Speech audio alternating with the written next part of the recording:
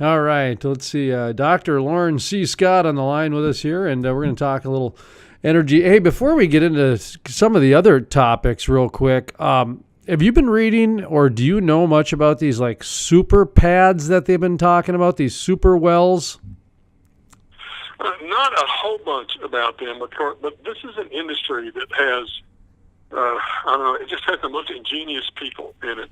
And if you look at things, just simple things like output per well since 2007 when all this started, it's an amazing thing to see the growth in that as people have figured out ways to use different kinds of propants and use more sand in the propants and, how they just going about spacing the stages where they do the fracking. I mean, all this stuff is just ingenious what they've done. And my expectation is they're so keen on keeping their costs down, so they get that break-even point down, that they're doing things on the well site too. I mean, I know that they're moving very close now.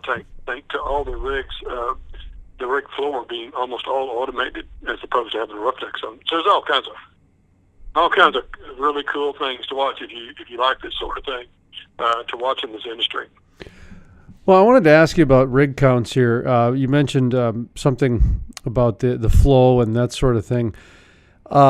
Rig counts, I've been hearing over the past 6 months, call it a year, that maybe the industry needs to start looking at rig counts differently. Now, what that means, they don't know yet, but it just didn't seem to have the same, I guess, economic identifier that it did in the past. So before we get into that a little bit, what is the historical and what do kind of rig counts indicate? You're one of the top energy minds in the world.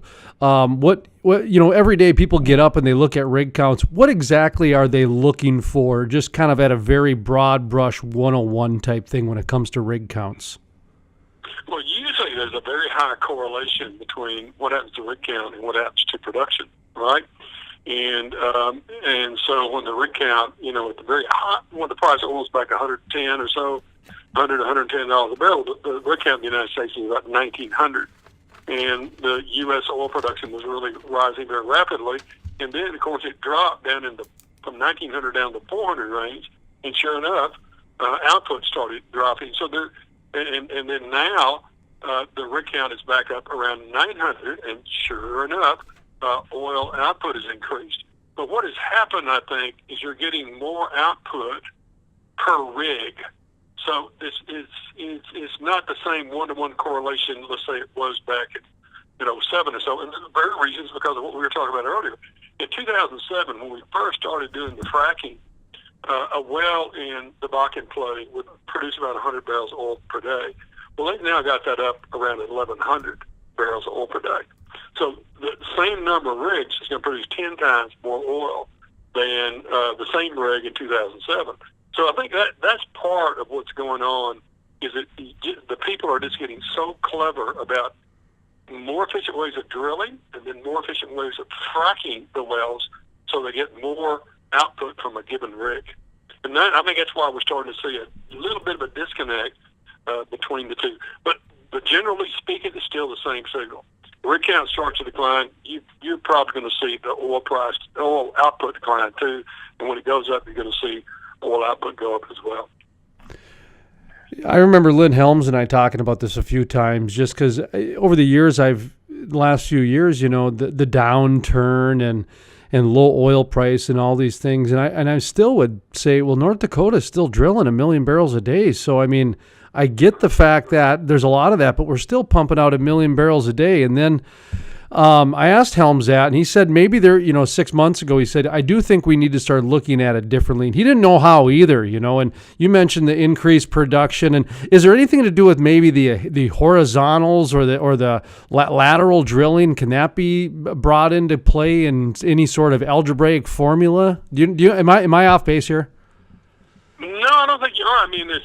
The engineers probably have an algebraic formula for this. But, the main thing is that in both sides of the coin, both the drilling efficiencies, like you can drill a rig now in probably a third the amount of time that you drilled it back in 2007. So the drilling efficiency has improved.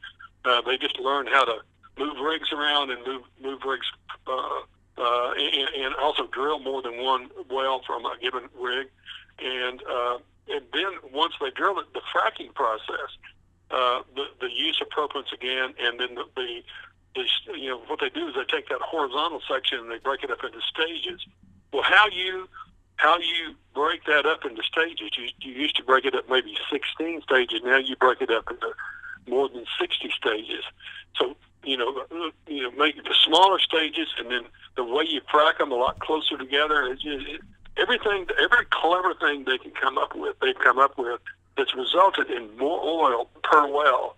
And so you guys can have a reduction in your well count from where it was, say, back in 2013, 2014, but you might still have almost the same amount of production with fewer wells because you're more efficient at it now. Where you were getting 100 barrels per rig or per well, now you're getting 1,100. Well, you don't have to have as many wells to get your output going, right? How about when it comes to the DUCs or the uncompleted wells, the refracs? How about when it comes to that? Do they play into this at all when it comes to rig counts and in the production numbers?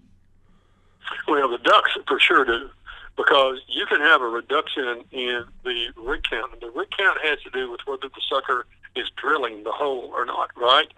And the last time I looked at the number of DUCs in the United States, it was something on the order of 4,000. So there's a bunch of wells out there that have already been drilled that all you have to do is go frack them, and you start getting production. So you can have zero change in the rig count, but you go out there and you frack those 4,000 DUCs, and you're going to get output, right? That's totally unassociated with the rig count today. It may be associated with the rig count a year ago, but it's not associated with the rig count today. So you get some weird situation where the rig count goes down, but production goes up simply because you're now fracking previously drilled wells. How about this new stage of oil that we're in right now? When we talk about global oil, whether it be from an OPEC standpoint, or I mentioned in my email to you, China is investing $84 billion just in West Virginia's energy.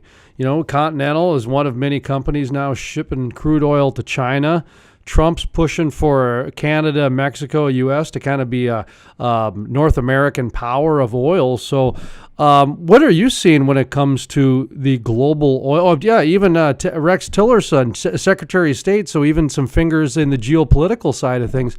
The way I'm looking at this thing is this global oil economy is here, and now we're just starting to see the execution of it. Well, I will tell you that there's been something nagging at me for the last several years as this. This truly was a shale revolution. We're not overusing that word when we say revolution, because it changed everything in the oil and gas side. It changed us from our oil output in the United States declining pretty rapidly to suddenly growing, and now we're producing record levels of oil, the levels of oil we've never produced before. So it was a true revolution that has taken place. And the thing that's been kind of worrying me a little bit, making me a little bit nervous, is the fact that there are shale plays in other countries.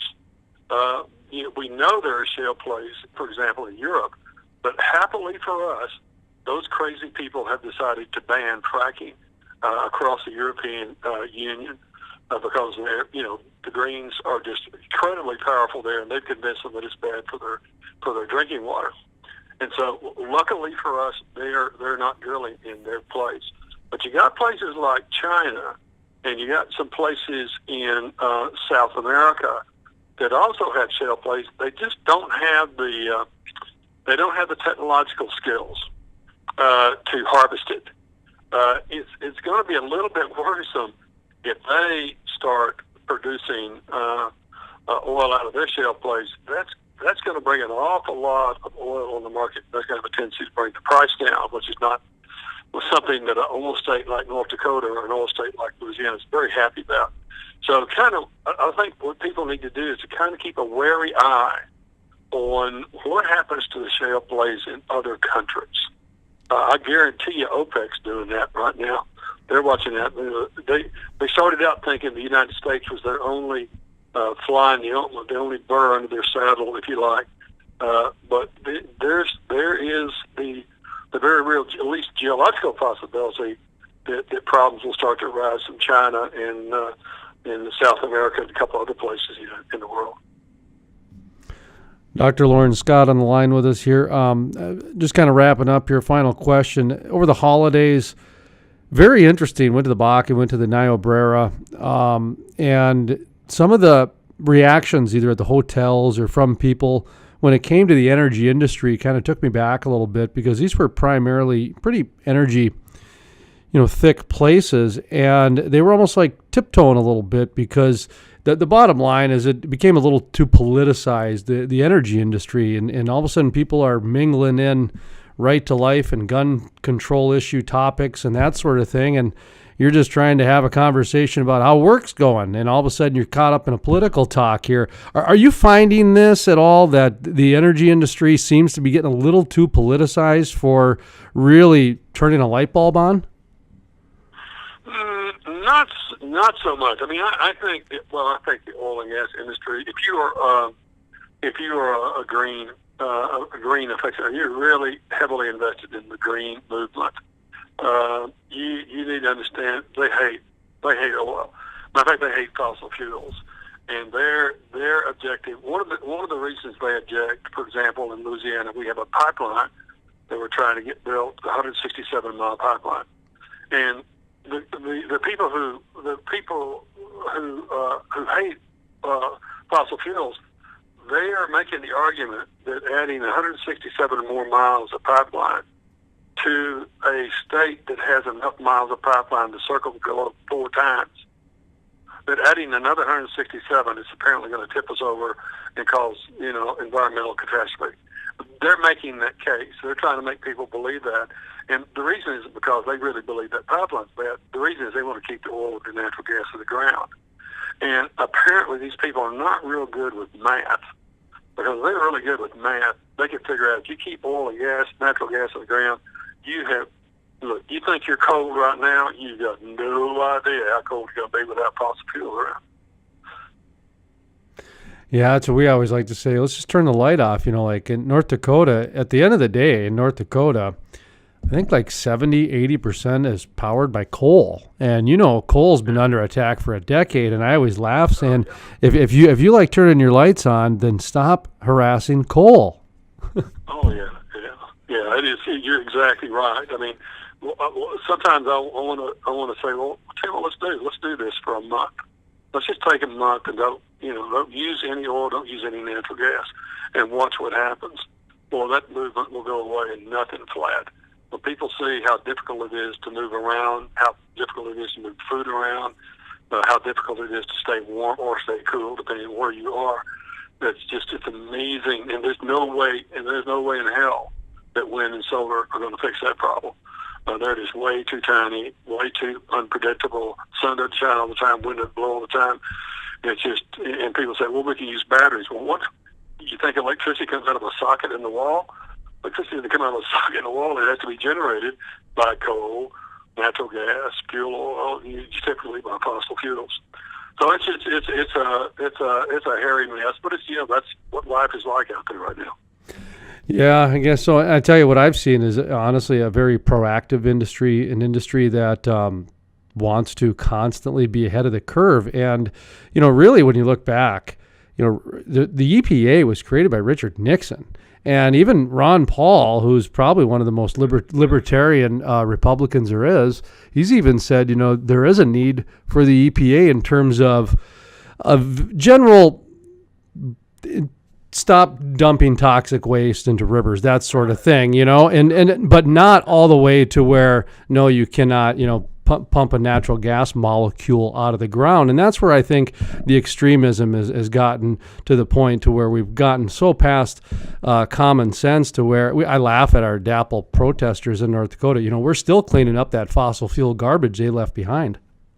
Yeah, right. And no question about that. Matter of fact, I think what you're already seeing is the U.S. economy starting to pick up its growth pace significantly since Trump came in. And one of the reasons is Trump took his pen and undid what President Obama did with his pen. He had a remarkable. You look at the number of pages in the Federal Registry. Look what happened to the number of pages in the Federal Registry during the 8 years of the Obama administration. It was big increases, especially in his last year. Unbelievable number of regulations. Well, what is happening now is that the President Trump is going back and with the same pen, he's erasing those things. And he took principles of economics. Principles of economics we teach that adding regulations shifts the cost curves of firms upward and causes them to produce less and hire fewer people. And when you lower cost curves and you increase output and increase employment.